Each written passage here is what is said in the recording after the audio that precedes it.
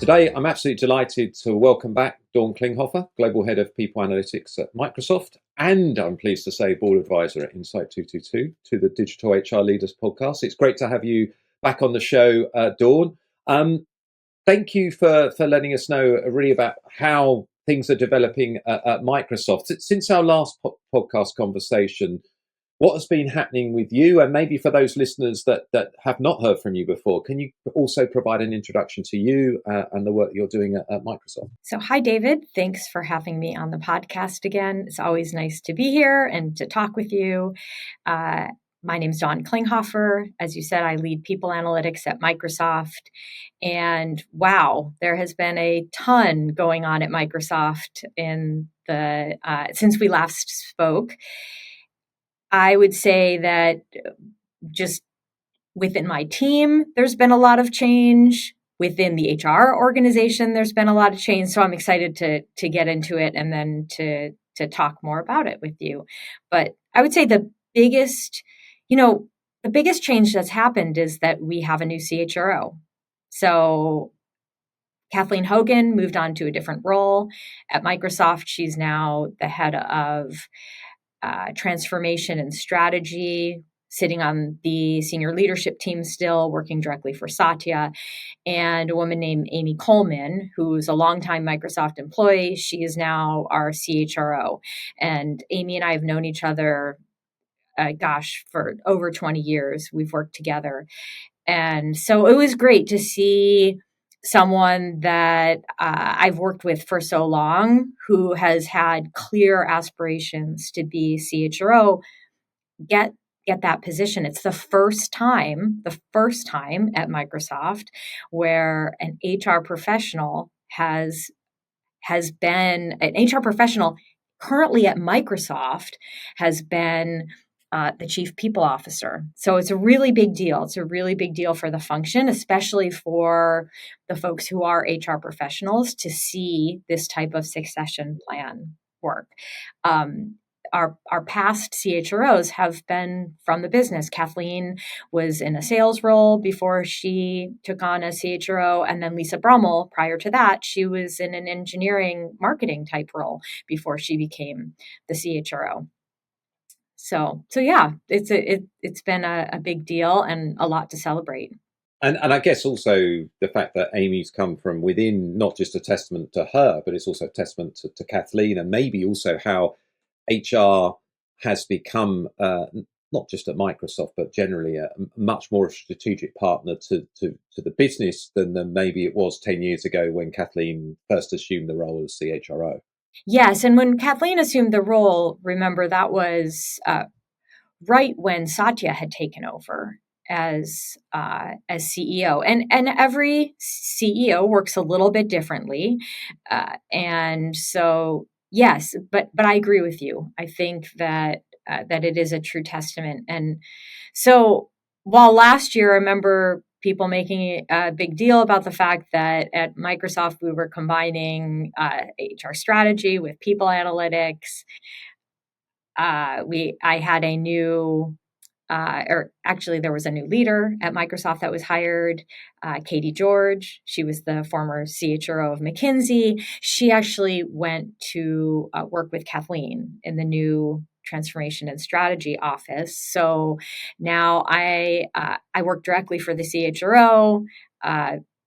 People analytics is now, it's always been its own center of excellence, no matter where we have rolled up to. It continues to be its own center of excellence, but now I work directly for Amy, and I am a regular participant in the HR leadership team meetings, as opposed to more of a guest participant, which I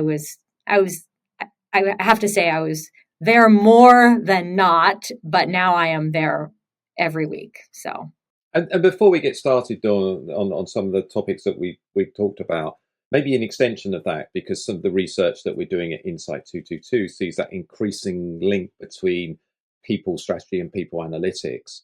And obviously that's something that you've been embodying at Microsoft for quite some time now. And although obviously until now, you hadn't directly reported into the CHRO. You had a very strong relationship with Kathleen previously, and obviously with business leaders at Microsoft as well. Maybe to some of the organizations or to the individuals listening to this that maybe don't have such a strong relationship either with their CHRO or with some of their business leaders. I mean, maybe can you talk to the importance about that as a people analytics leader? Maybe for those that haven't got it, maybe some techniques on how they could perhaps develop those relationships more. So people analytics needs to be a function for all of HR and for the business. Okay, it needs to operate as objectively as possible. That is super critical to having the most impactful people analytics team. And that's why it's really important to build those relationships no matter where you report into. You don't need to necessarily report into the CHRO as long as you have the right relationships with people and you can ensure that the person that you're working for is not going to basically commandeer the people analytics team just for their benefit.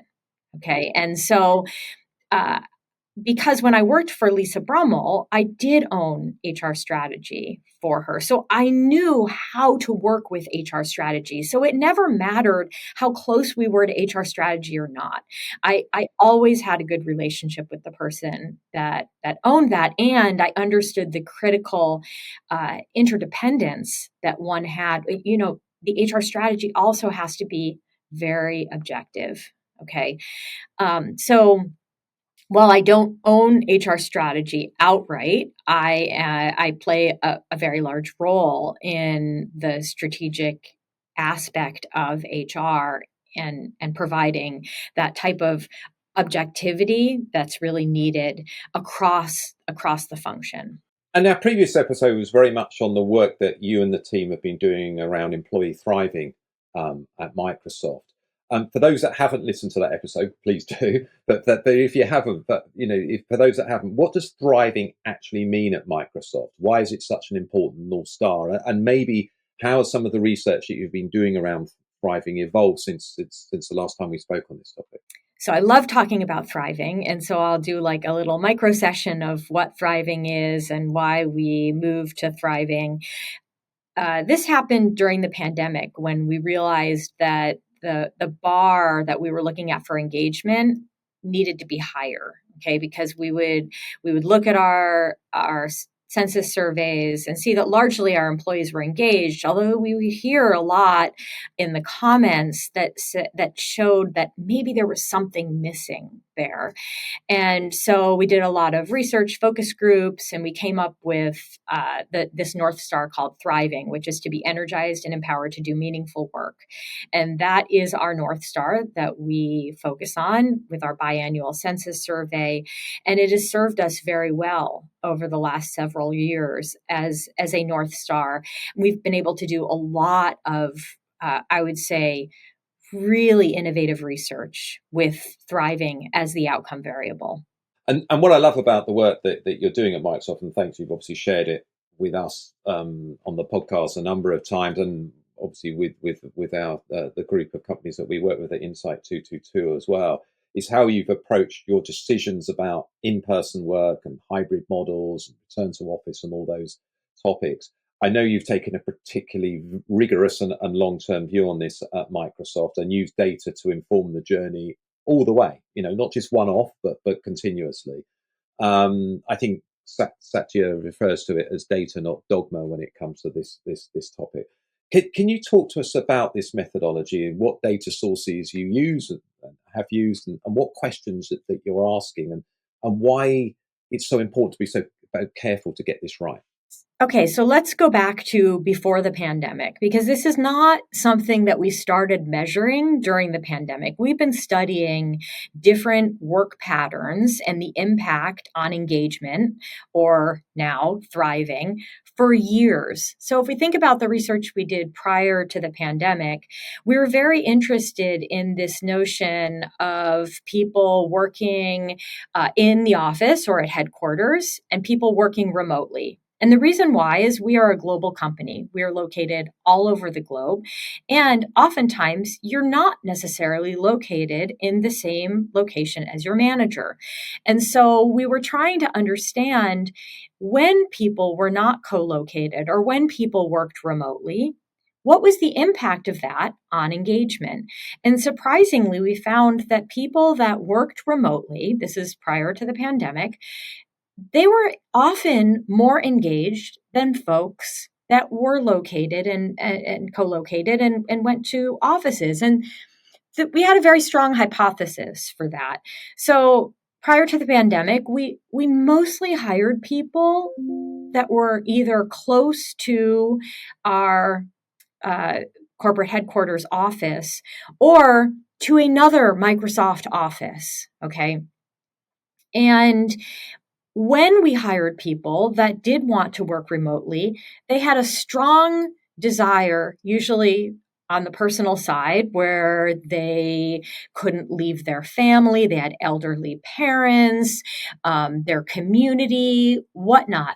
And so it was almost like an exception for folks to work remotely. And they were so thrilled that they were able to meet their career goals, work at Microsoft, have really impactful and energizing work, and work where was best for them. Okay.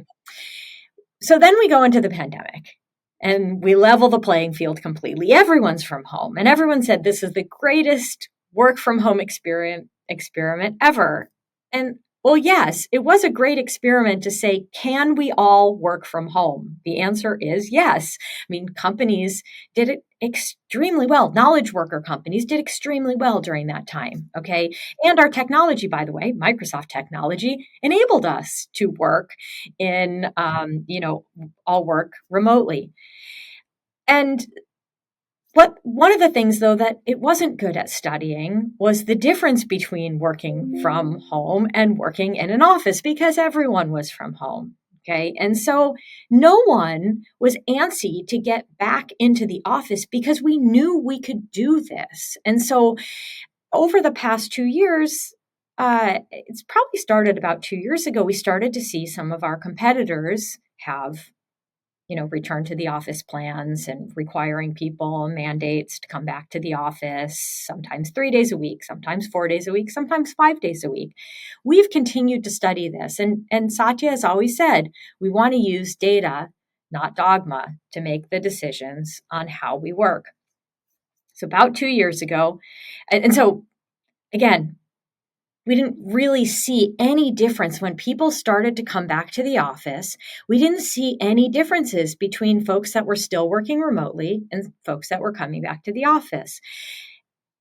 But about 2 years ago, that started to change. And we started to see that folks that were going into the office were thriving a little bit more than folks that were working remotely. Now, it was about this time that we did a lot of research on the moments that matter for people to come together in person. Because again, we were finding that there were moments that matter that really helped people work better, and that in-person connection couldn't be replaced. Okay. There were some aspects of onboarding that were really important to do in person, coming together to build social capital, getting to know folks that you're working with, starting a new project. Okay. Those are some examples where it was really important for people to come together in person. But this was something that we wanted to watch. We wanted to continue to study this and not make any knee-jerk reactions. Well, we do this biannual census survey. Again, we were using de-identified badge data, people coming into a Microsoft office versus working remotely, using thriving as the outcome variable. And every time we would look at this, it was every 6 months, we would see that there was more and more of a correlation between people coming into the office. They were thriving more than the folks that were working remotely. The last analysis we did, not only was it a correlative relationship, we also ran our causal models this time. Okay. And it has a causal relationship. Okay. Of people coming to the office. And I'm just going to talk just a minute about my own personal experience. Okay. So I'm an introvert. I get my best work done when I'm by myself thinking deeply. I thrived during the pandemic working from home. I was like, oh my God, I'm never going back to the office. This is amazing. But I live our data, okay, because I truly do live with, data over dogma. Absolutely. And so when I started to see this happen, I started to come into the office, okay? And I started to come into the office more, and I think that even subliminally I didn't even realize that I was thriving more by coming into the office versus working remotely. You have to get over the fact that it's a routine that you need to change, and it means that I have to commute 2 hours a day, an hour to work, an hour back home. I try to be as productive as possible in that commute, but it's those hallway conversations, those impactful conversations that I can have when people are in the office, knowing that my team is global. I have more people located outside of Redmond than I do inside of Redmond. But I can meet with my manager who comes in to the office in person. I can meet with other people that I've just run into, impromptu meetings that I wasn't even planning. It makes my work more meaningful. And so yeah, that is the story and the data that we've looked at. And I know that it's surprising to people, but I'm really pleased that we have data that shows this type of causal impact. Oh, thanks, Dawn, for sharing that, and as well, your personal kind of journey, as it were, around work, where you've been working, and how that's impacted your own personal thriving. I think it's always good to hear those personal stories.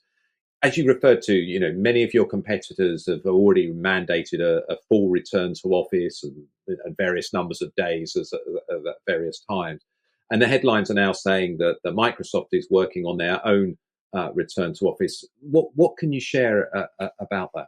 So first of all, one of the things that I did forget when I talked about the results is, well, we see that people that come into the office are thriving. The actual data is people that come to the office 3+ days a week are thriving more than people that don't. Flexibility has always been core to Microsoft's fabric. Okay, we were never a 5-day a week company. Okay, if we look at the data before the pandemic, people had the flexibility to go to the doctors when they needed to go to school, to help their child's classrooms one morning a week. I mean, there was always flexibility, and that's part of Microsoft Fabric. And we continue to see that sentiment loud and clear in our surveys, okay, that people want to continue to have flexibility. So the best of both worlds is to come into the office 3 days a week, and you still have 2 days a week of flexibility, okay? So yes, you asked about competitors, and yeah, our competitors have all announced return to the office, and yep, right now, even as recently as this week, I've seen it on CNBC, where they're talking about how Microsoft is preparing for a return to the office. I can't confirm or deny that at this point, but what I can say is anything that we decide using the data, okay, and also understanding that the SLT has been talking about this for a while, okay, even in absence of data. But if we do decide to have some type of flexible work policy change, I feel good knowing that we have data to support that. And whatever we do, we will continue to support flexibility as well. Okay, because that truly is what's critical. We want the best of both worlds. We want people to thrive. So we want people to have those in-person connections, but we also want people to feel like they have the flexibility to work in the way that's best for them. It seems, I mean, obviously we spoke about this a number of times over the last few years. you're always thinking at Microsoft about the outcomes that you're trying to get. So one of the outcomes obviously is thriving employees, because you've shown that when employees are thriving, that has a direct impact on performance and loads of other metrics that you look at. Yes. And obviously the flexibility helps lead to those outcomes as well, doesn't it? So it's very much thinking about the outcomes that you're trying to achieve from both a business and a people perspective within the organization, isn't it? Yeah, and you bring up another really important point, is the business. And every business is a little different at Microsoft. And so they might have their own their own outcomes that they're looking to drive. And so, it might be, and even during the pandemic, there were certain roles, our data center roles, they didn't work from home. They couldn't work from home. They had to work on site. And so, different businesses have different needs. And we also need to understand that and continue to measure, because maybe they don't get as much flexibility, but how can we have other aspects of their employee experience that helps them thrive? Okay, it's not just about where you work. There's many aspects that go into feeling empowered and energized to do meaningful work. And it seems that, if we take a look at some of the wider thing there's a lot of debate around return to office, obviously, and the number of days people should be in the office. And as you said, it's not a binary conversation. One size doesn't fit all here. Never. Within companies, let alone across companies and industries as well. There's some really strong opinions around this. How do you, from a people analytics perspective, how do you keep evolving your measurement strategy so that you try and take the emotion out of it and actually think about what the business, what's good for business, what's good for employees? Yeah. And, I thought about this a lot because from a research perspective, this wasn't a random sample. Okay, or a random study, meaning these people were self-selecting into going to the office. Okay. For me, I wasn't really self-selecting, but I was. No one was making me come to the office. I was looking at the data and thinking, I think I'm missing something if I'm not coming to the office. And so, for companies that have instituted some type of return to office, say it's 5 days a week, you still have to measure, even though that one variable isn't going to be the variable that you're focused on anymore. There are going to be many other variables that you're focused on. And so what ends up happening is where you work maybe isn't a driver anymore because everyone's working in the same place, but there are many other drivers that can actually enhance where you work. Okay.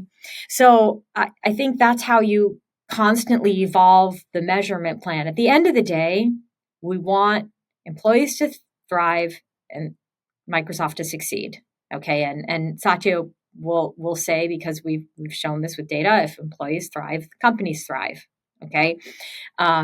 There's also a causal relationship between thriving and the impact that people have. So for us, that's a really good outcome variable. And we have to continue to look at all the different aspects and ways that people thrive.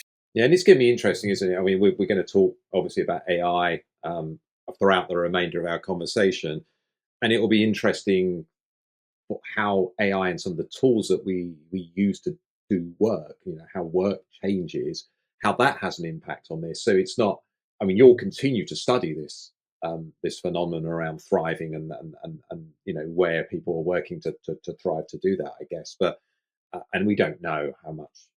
Clearly, we don't know. Although perhaps at Microsoft, better than many that how AIs can potentially impact this along the way. I don't know any thoughts that you might want to share with listeners around that. Well, we are in a very unique time with AI, and I'm so thrilled to be at one of the companies that's at the forefront of this. And I do think that AI is going to continue to augment the work that we're doing, and yeah, I'm excited to get into this conversation with you, because one of the big areas of focus for us also, in addition to, understanding flexible work, one of the bigger aspects of research that we've done over the past couple of years is the impact that AI has on folks and their ability to thrive. Okay, and how you should be using AI to thrive the most. Okay, because rolling out AI at your company, there's many different ways to do it, and so we've really tried to study what is the best way, what is the way that we get the biggest benefit from AI, and that truly is understanding one aspect is thriving. Okay, what are the conditions of AI usage that lends itself to thriving?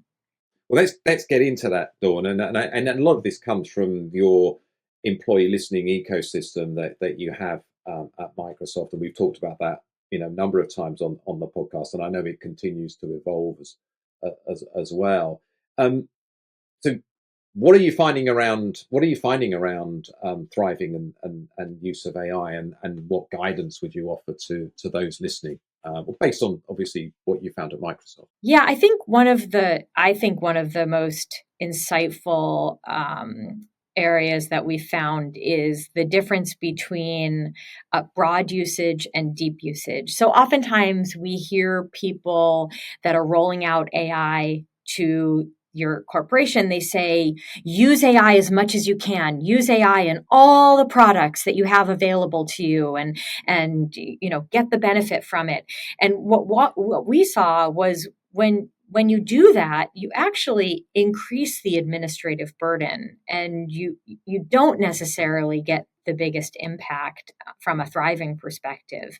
What gives a bigger impact is when you have deep usage, when you say, you know what, this month, we really want you to focus on the Copilot and Teams. Okay, become an expert in the Copilot and Teams. People start to really see the benefits, and it helps the administrative burden. Okay, and so that's just I would say a simple insight, but to be able to shift how you're rolling out AI and give people the right guidance to have the best benefits, I think is huge.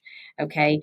By the way, I do think that the Copilot in Teams is truly life-changing. In fact, yesterday I was in a meeting, and you get a little, normally you have the chat on the right-hand side, and the AI assistant was part of the chat and said, don't worry, I'm here to help you. I'm gonna tell you when time is almost done. I'm gonna follow up with you during the meeting and tell you what decisions have been made. I mean, normally we've been seeing that at the end of the meeting, but to even get little updates during the meeting was awesome. And what I loved is people were loving the insight agent, and that gives Microsoft insight as to how people are feeling about the Copilot. So it was all goodness. I felt like it was, it made me feel good that we're going in the right direction. But we have lots of different Copilots, and believe me, if I would feel overwhelmed if every tool I opened, I was like, God, I have to use Copilot. I have to figure out one thing. But to get really deep in one particular product, I can understand really helps you to adopt and see the benefits of it. Yeah, that's interesting, because for years we've been saying to people around people analytics, don't try and boil the ocean, focus on priority, and it's similar with that, isn't it? Focus on something that's maybe important, that's close to what you're working, that your work, that's going to help you be more productive, for example. Focus on getting deep on that and getting confident with that before trying to do everything.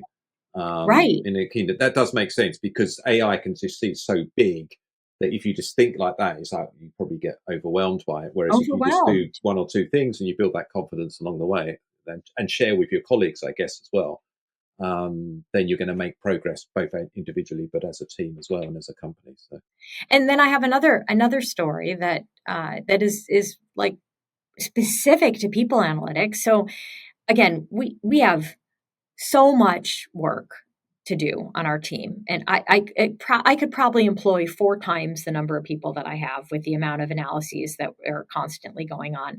And we had a little bit of a fire drill that was going on in the last few days, and we were putting together a deck. And one of my analysts said, "I'm going to take the insights from the Copilot in Power BI, and that's what we're going to use for the executive summary."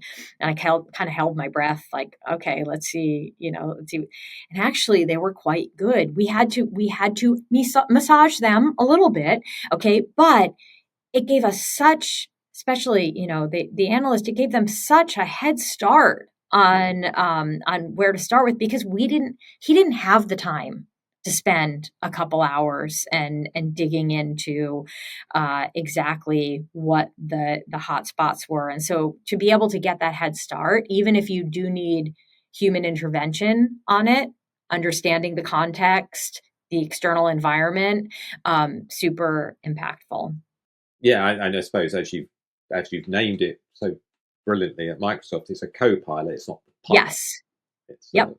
it's augmentation, not automation. So, and on the employee listening side, Dawn, I'd love to hear. Obviously, you've been pioneering employee listening at Microsoft for at least the 10, 12 years that we've known each other, and obviously seeing that evolve as well. I'd love to hear your thoughts about how you see employee listening and how we do employee listening evolving in the age of AI. Yes. Before we talk about that, I have to give a huge shout out to my product friends that own the Viva Glint product. I mean, we have such a close, tight knit relationship with them, which is incredible. I mean, we work hand in hand with these folks, and they truly see us as practitioners, strategic partners to them, which is amazing. And by the way, they are so open to external companies that are customers to them testing out new things as well. So just, huge shout out to them, and how we've come so far from the early days of trying to work with our product teams to where we are now.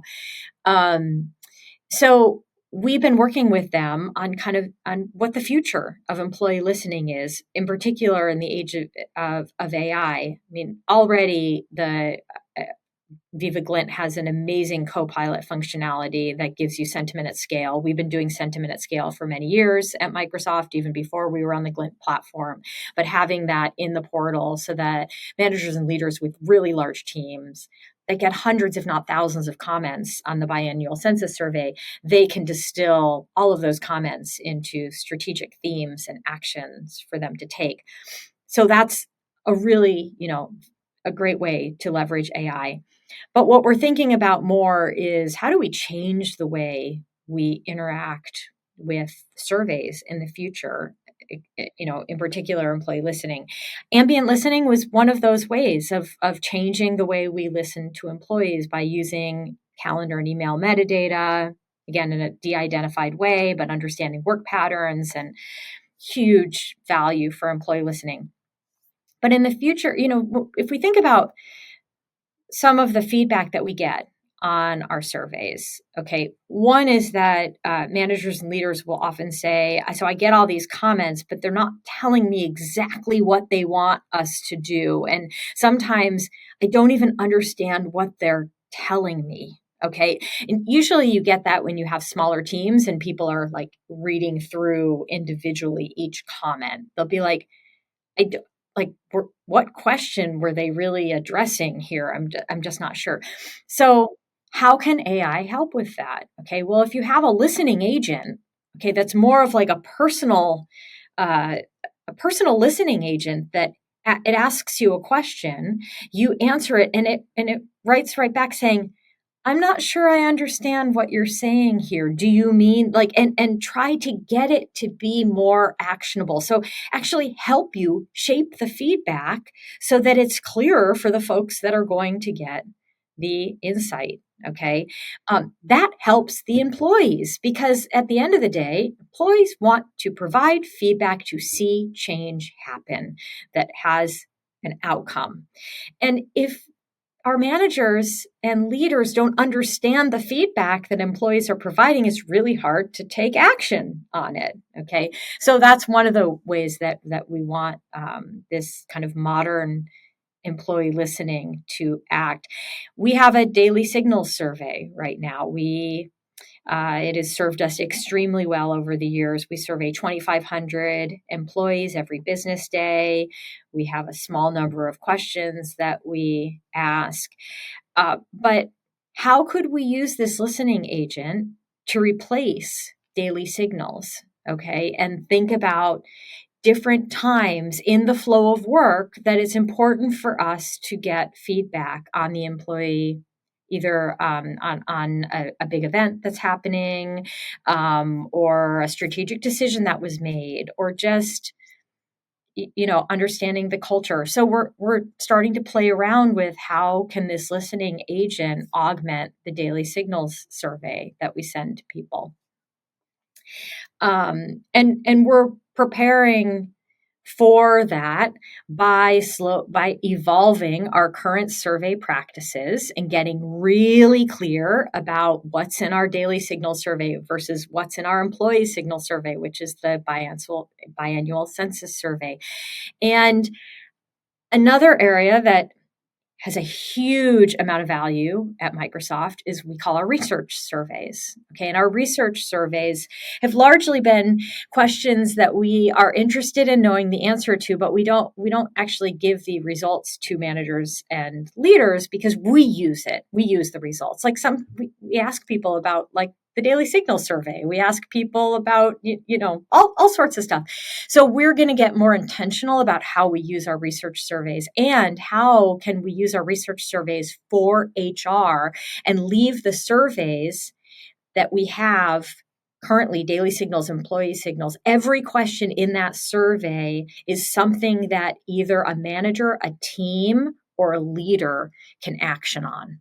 Okay, so no longer do you have questions in those surveys that the manager or leader looks at and says, I can't impact this. Okay. Very good. Yeah, it'll be interesting to see how it evolves. And then, and again, some of the research that we're doing at Insight 222, which I know you've been privy to, Dawn, is that employee listening is now, we see that as a core part of a people analytics function. And we see that increasingly in companies around the world. So this has got a nice extension into people analytics here. How is AI changing people analytics at Microsoft, both in how the work that you do, but also maybe how you actually structure the team as well? Well, so last year I made an intentional shift in how I structure the team to really carve out a new organization I call Analytics Innovation.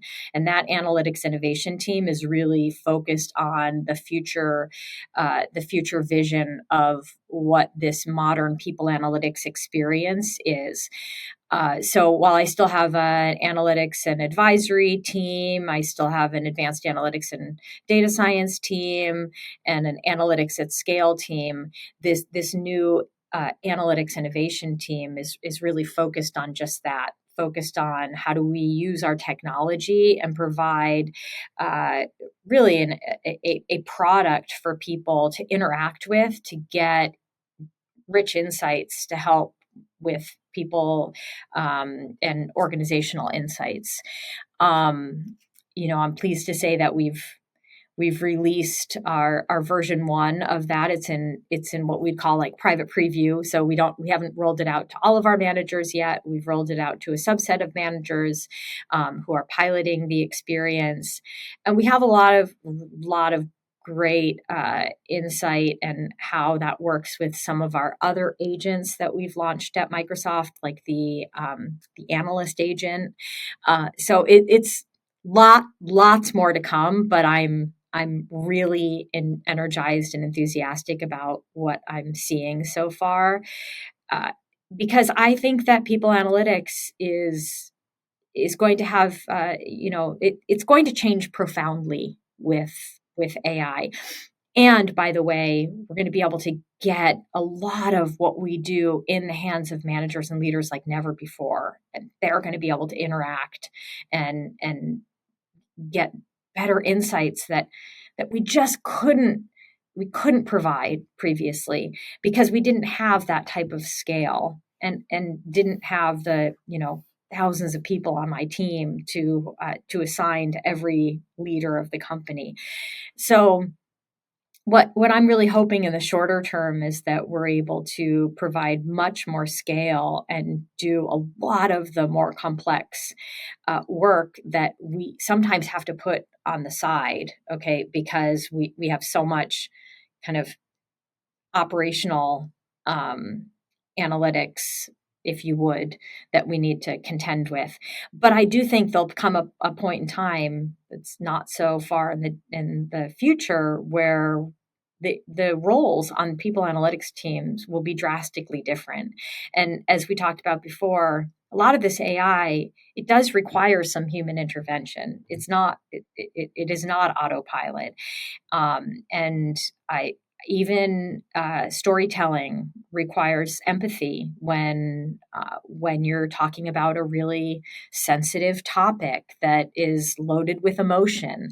Okay, and so there'll be new skills that people analytics teams will need to build while AI helps drastically change how we do our analytics, preparing data. I mean, you know, for as long as I can remember, the majority of our time before we analyze something is preparing the data. It's about 80% of the time is preparing the data, and 20% is analyzing. Okay, if we could cut that down with AI, preparing the data, wow, that's just going to speed up the flywheel in terms of what we're able to accomplish. Yeah, it's going to be interesting again. Interesting to see how it evolves. I guess over the next 2 to 3 years.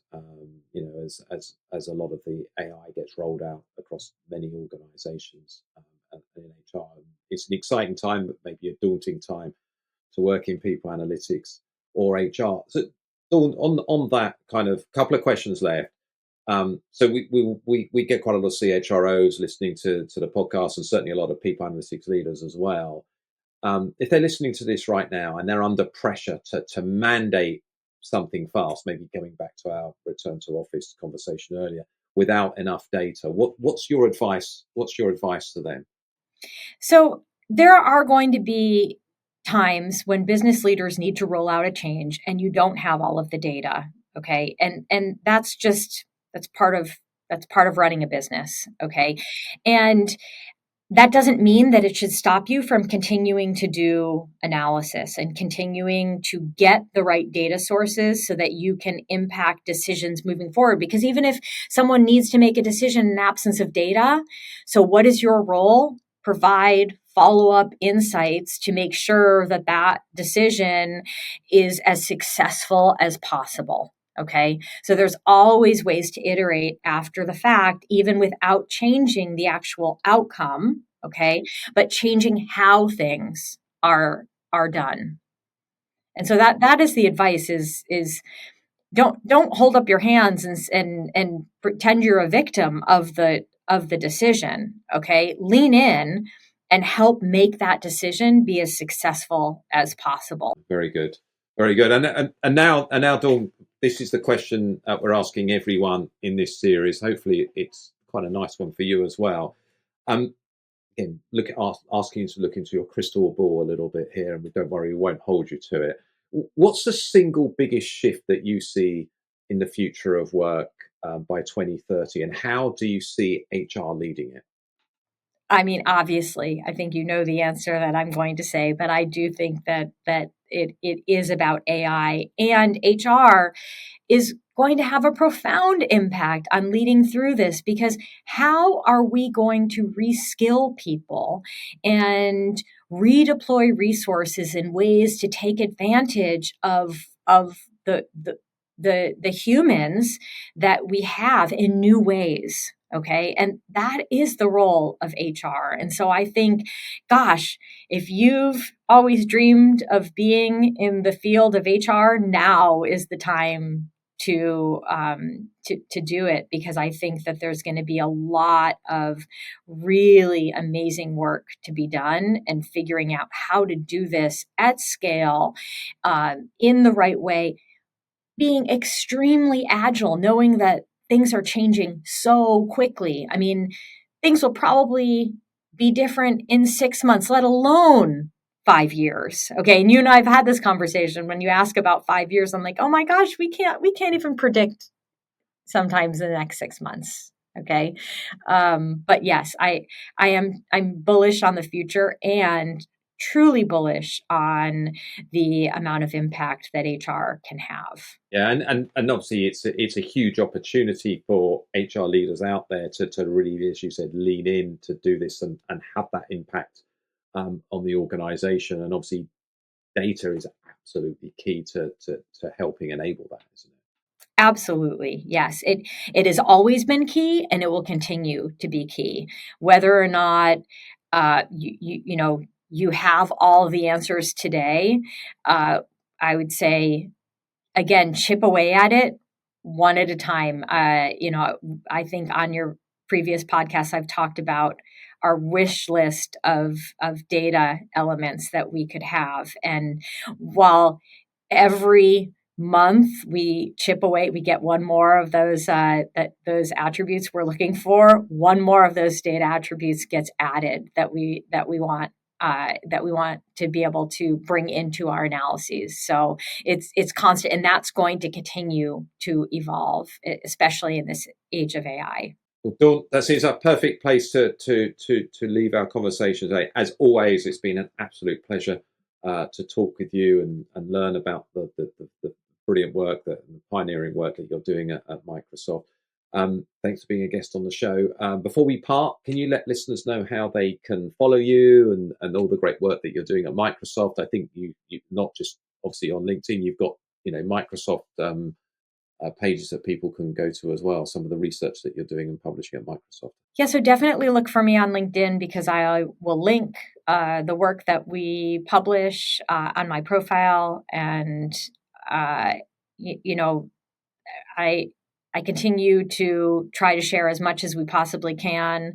So yeah, follow me on LinkedIn, and follow my other team members on the people analytics team, because there are many folks on my team that are involved in sharing insights. Definitely. And two names that I can give to listeners: Carvel Safdar and Becky Thielen.